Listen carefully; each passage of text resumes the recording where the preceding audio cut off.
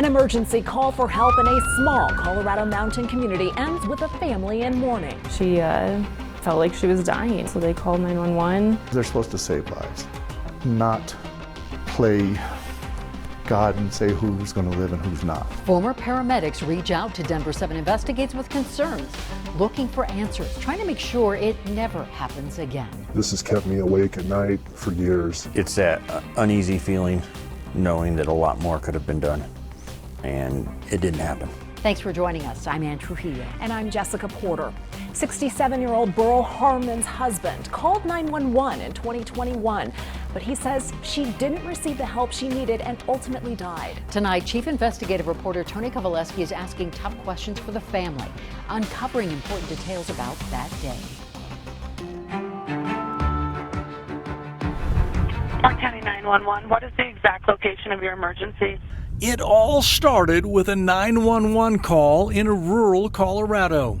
My wife said she needed to get to the hospital. A call off this road 29 miles from Fairplay. She's just so super weak that she can't move. It was a day in the middle of the pandemic, November 21, 2021. She's asking if they're coming, and I said, they're coming. You're listening to a call for help from an anxious husband. She's, not as coherent as should be.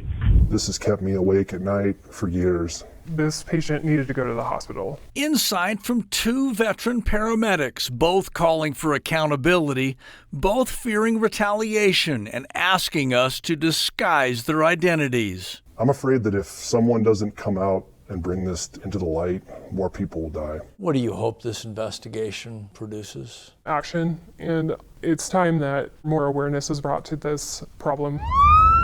Both are speaking out about the call down this dirt road, inside the house behind these trees, and on the other side of this hill. I just wish my mom was still here. Nearly 2 years later, Megan Marquez still doesn't completely understand decisions made before her mother's death. I would like to know what happened and why. And most of all, I want them to know that their actions had consequences and our life is completely different because of it. Burl Harmon was 67 years old. The coroner's report lists her official cause of death as complications of COVID-19. But according to the two insiders, two now former paramedics with this ambulance district, there's more to the story of Burl's death. This crew left this woman to die. I just broke down and said, "Oh, Burl, please." Emotional details from Burl's husband, Daniel. He made the call from inside their house and remembers the moment he realized she died. That hurt to see that, knowing I didn't get to say goodbye. When you called 911, what did you want? I wanted her to be transported to the hospital.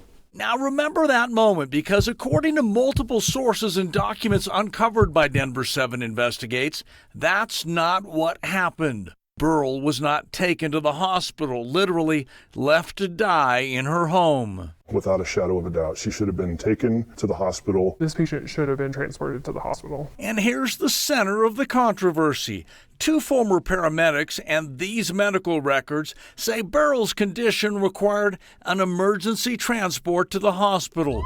But the responding paramedic documented the 67-year-old refused care, essentially a written justification for allowing her to stay in her home and die. Should the paramedic have done more? Absolutely. Based on the physical findings that are documented within this paperwork here, the paramedic, if they are doing their job, they should try and do everything in their power to convince the patient to go to the hospital. Clark County 911, what is the exact location of your emergency? Now, 35 minutes after paramedics drove away from Burl's house, another call from her husband. I think my wife just passed away. This call from the day it happened did not sit well with me or the department, but nothing was ever done about it. Fire Chief Brian Cook responded to the second 911 call from Burl's husband. She hasn't moved. I don't see no breath. I don't feel no pulse. I think questions being asked on this call definitely need to be asked. So now, nearly 2 years after the call to this house in Colorado's rural mountains, 2 veteran paramedics, a fire chief, and members of Burrell's family are still searching for answers, calling for justice. Something is missing there. If I'm hearing you right, you're looking for answers. Yeah, if only those answers could bring her back. When we hide reports, when we hide documents, it makes us look bad. A powerful opinion by the Hartselle fire chief, a statement that takes us down a new road, and we'll take you down the road the hidden documents play in this story tomorrow night. You should know you will also hear how the ambulance district's new chief responds to our reporting.